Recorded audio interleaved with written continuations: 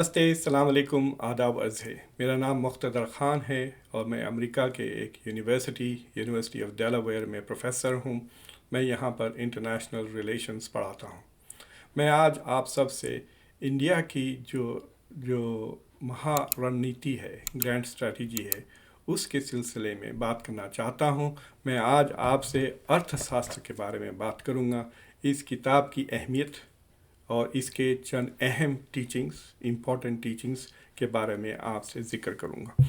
लेकिन इससे पहले हम ये सवाल उठाते हैं कि अर्थशास्त्र की अहमियत क्या है। आज क्यों ये किताब जो शायद 2000 साल से पहले लिखी गई थी, आज क्यों हम उसके बारे में गुफ्तगू कर रहे हैं। इसके दो वजूहात है।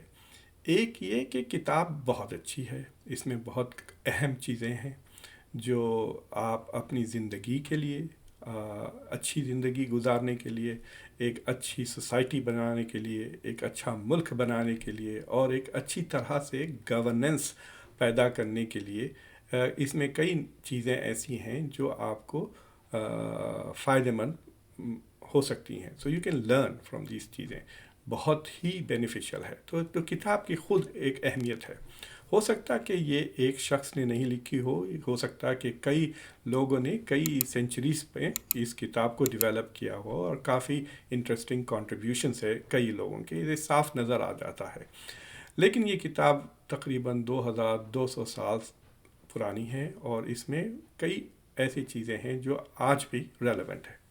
दूसरी चीज़ ये है कि अगर आप देखते हैं इंडिया में जो रिसर्च हो रहा है फॉरेन पॉलिसी को लेकर, जो किताबें लिखी जा रही हैं, जो आर्टिकल्स लिखे जा रहे हैं, एक किस्म से जो इंडिया के जो नए इंडिया की नेशनलिज्म और नई फॉरेन पॉलिसी का जो बातचीत हो रही है, जिसे हम अंग्रेज़ी में डिस्कोर्स कहते हैं या गुफ्तगू कहिए, उसमें कौटिल्य का नाम, अर्थशास्त्र का नाम बिल्कुल एक किस्म से सेंटर में है।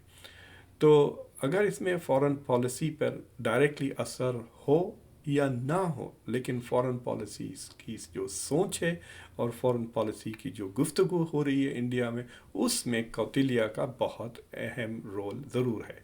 जहाँ पे फ़ॉरेन पॉलिसी बनाई जाती है, मिनिस्ट्री ऑफ एक्सटर्नल अफेयर्स, आजकल उसको चाणक्यपुरी भी कहा जाता है। तो इस तरह से हम समझ सकते हैं कि अर्थशास्त्र और कौटिल्य इंडिया के फॉरेन पॉलिसी में अब बहुत ही तरह से एम्बेड हो चुके हैं।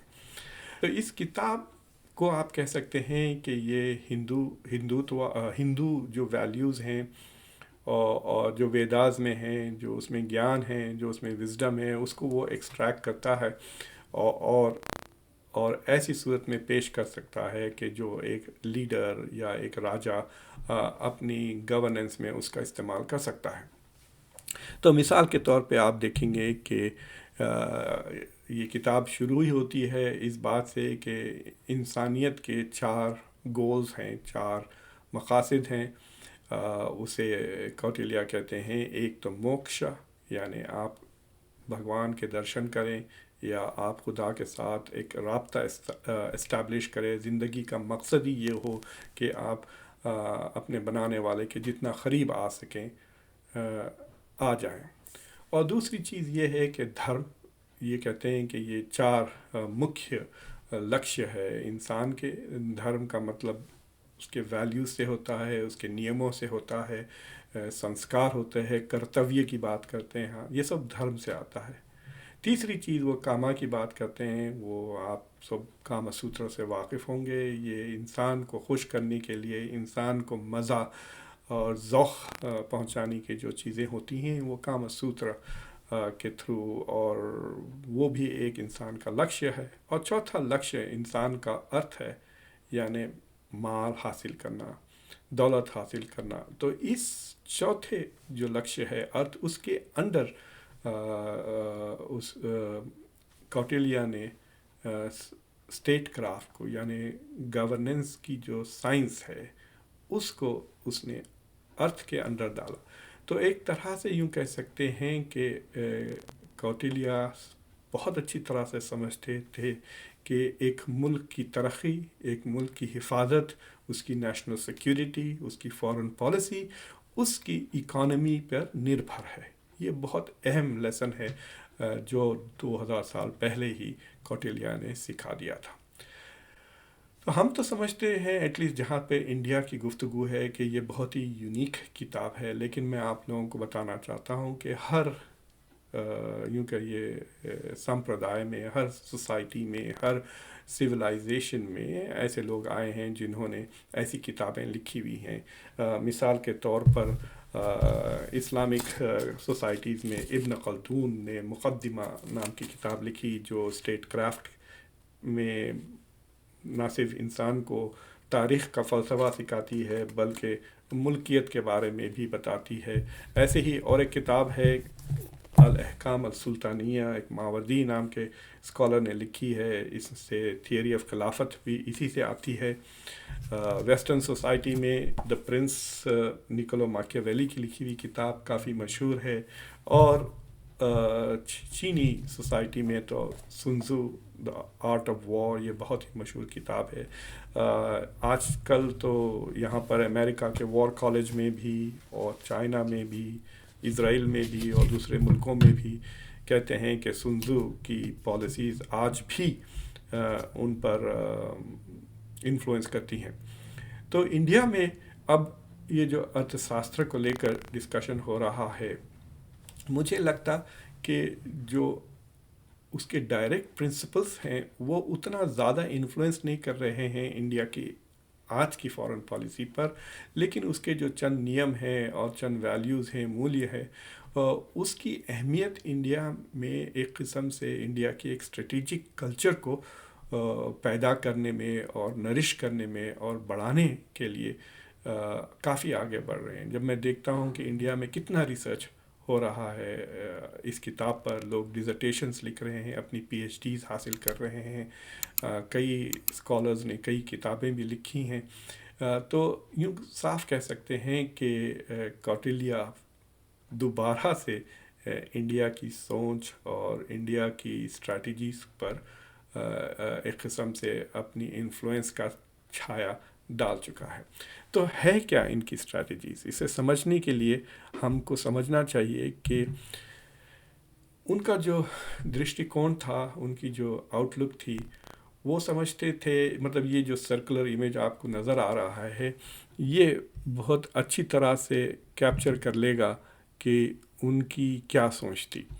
وہ یہ سمجھتے تھے کہ جو بھی آپ کا پڑوسی اسٹیٹ ہے، جو بھی ملک آپ کا پڑوسی ملک ہے، وہ آپ کا دشمن ہو سکتا ہے، اور وہ جو اپنا ملک ہے جسے وہ ویجی گیسو کہتے تھے، یعنی دا کانکرنگ کنگ، یعنی وہ ملک، وہ بادشاہ جو اپنے ملک کو پھیلانا چاہتا ہے، مطلب ارتھ شاستر کا ایک مقصد تھا کہ ساری دنیا کو کانکر کر لے اور ساری دنیا پر حکومت اسٹیبلش کر لے۔ تو ایک طرح سے وہ ایک aggressive global domination type strategy ہے کوٹلیہ کی، لیکن وہ سمجھتے ہیں کہ ہر پڑوسی ملک ایک پوٹینشیل دشمن ہے، ایک نیچرل اینیمی ہے، تو اس سے کیسا نپٹنا چاہیے، یہ ان کے سجیشنس ہے۔ اور وہ کہتے ہیں کیونکہ ہر ملک کا پڑوسی ملک پوٹینشیل دشمن ہو سکتا ہے، تو وہ ملک جو آپ کا پڑوسی نہیں ہے بلکہ آپ کے پڑوسی کا پڑوسی ہے، وہ آپ کا متر ہو سکتا ہے، کیونکہ آپ کے دشمن کا دشمن آپ کا دوست بن سکتا ہے۔ تو اس طرح سے دنیا میں آپ سینٹر میں ہیں، آپ کے اطراف پوٹینشیل دشمن ہیں، اس کے اطراف وہ ایسے ملک ہیں جس سے آپ مترتا اسٹیبلش کر سکتے اور ان کے طرف ڈپلومیسی کا ہاتھ بڑھا سکتے۔ لیکن سب سے اہم کام یہ ہے کہ ملک کی اکانومی کو صحیح کریں، ملک کو مضبوط کریں، اور ملک کو ہمیشہ جنگ کے لیے تیار کریں۔ یہ ان کی رننیتی تھی۔ تو انہوں نے جو اسٹیبلش کی ہیں اسٹریٹجیز، وہ 6 ہیں۔ ایک یہ کہ آپ سندھی یعنی سیکھ پیس، یعنی آپ اپنے پڑوسیوں کے ساتھ پیس کی کوشش کریں، ان کے ساتھ ڈپلومیسی کریں، ان کے ساتھ مترتا بڑھانے کی کوشش کریں۔ دوسری چیز یہ ہے کہ آپ کے پڑوسیوں پہ جنگ بھی کر سکتے ہیں، کیونکہ وہ آپ کے پوٹینشیل اینیمی ہے۔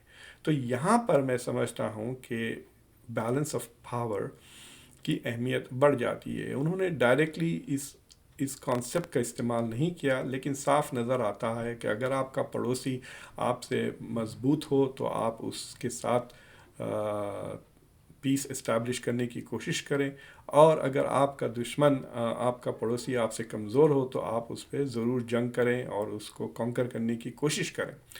और अगर आपका पड़ोसी आप ही के उतना मज़बूत हो, आप ही के उतना उसमें ताकत है, तो आप उसके साथ ये आसना का इस्तेमाल करें, यानी डू नथिंग, एक न्यूट्रलिटी इस्टेब्लिश कर लें। और इस दौरान जब आप एक न्यूट्रल फेज़ में हैं, आप जंग की तैयारी करें, उसे वो याना कहते हैं। और मुझे लगता है कि वो हमेशा ही चाहते हैं कि एक मुल्क को एक ऐसी स्टेट ऑफ प्रिपेयर्डनेस में रहे कि वो जंग के लिए कभी भी तैयार है, और जंग के लिए उसकी डोमेस्टिक इकॉनमी को भी मजबूत करते रहे, और जो ताकत चाहिए अपने दुश्मनों के साथ उसे भी हासिल करते रहें। और चौथी उनकी स्ट्रैटेजी ये है कि अगर आपके दुश्मन बहुत ही ज़्यादा स्ट्रॉन्ग है तो आप प्रोटेक्शन सीख कर सकते हैं, उसको समश्रया कहते हैं। तो आपका अगर दुश्मन आपका पड़ोसी बहुत मजबूत है तो आप उसके पड़ोसी से मित्रता एस्टैब्लिश करें और उसके साथ मिलकर आप अपने आप को प्रोटेक्ट करने की कोशिश करें। अगर आप भारतवर्ष को देखते हैं तो इंडिया के साथ पड़ोस में पाकिस्तान है जिसके साथ हॉस्टिलिटीज़ हैं, लेकिन उसके पड़ोस में जो अफ़गानिस्तान है उसके साथ मित्रता है। और अगर आप नॉर्थ में देखते हैं तो जो चीन है, चीन के साथ दुश्मनी है एक किस्म से, और उसके नॉर्थ में अगर आप देखें रूस, तो उसके साथ मित्रता है। तो एक किस्म से ये कौटिल्य का जो इंटरनेशनल सिस्टम का विज़न है वो इंडिया की आजकल की जियो पॉलिटिक्स में भी आपको नज़र आता है। तो इस तरह से ये जो 5 स्ट्रैटेजीज़ है वो तो साफ समझ में आती हैं। छठी जो उनकी स्ट्रैटेजी है वो डुअल स्ट्रैटेजी है। वो कहते हैं कि आप एक साथ दो स्ट्रैटेजीज़, यानी आप संधि भी अपना सकते हैं, विग्रह भी अपना सकते हैं, यानी आप पीस भी सीख कर सकते हैं और आप जंग भी कर सकते हैं। ये ऑब्वियसली सर्कमस्टांसेस के ऊपर है, और इन सारी चीज़ों में ये बहुत अहम है कि जो बादशाह है जो ये डिसीशंस लेता है उसमें हिकमत हो, उसमें विजडम हो, उसमें ज्ञान हो। इसलिए इट इज़ इम्पॉर्टेंट कि वो बादशाह अर्थशास्त्र पढ़े, क्योंकि ना सिर्फ वो जंग करने के तरीक़े सीख सकता है बल्कि वो तरीक़े भी सीख सकता है जिससे वो अपने मुल्क को मजबूत बना सके, मुल्क में हार्मनी इस्टेब्लिश करे, मुल्क के अंदर जो बेनिफिट्स हैं और अपॉर्चुनिटीज़ हैं उसको वो इकोनॉमिक यानी अर्थ में या दौलत में कन्वर्ट कर सके, जिसके बेसिस से मुल्क को पावरफुल बनाया जा सकता है। आप सबको अगर ये शो पसंद आया तो आप मेरे चैनल को सब्सक्राइब करें और इस वीडियो को लाइक करें, और अपने दोस्तों को भी कहें कि आएँ और इस वीडियो को देखें। बहुत बहुत शुक्रिया आप सबका, और मैं सत्य हिंदी का भी शुक्रिया अदा करना चाहता हूँ जिन्होंने इस शो को आप तक पहुँचाया।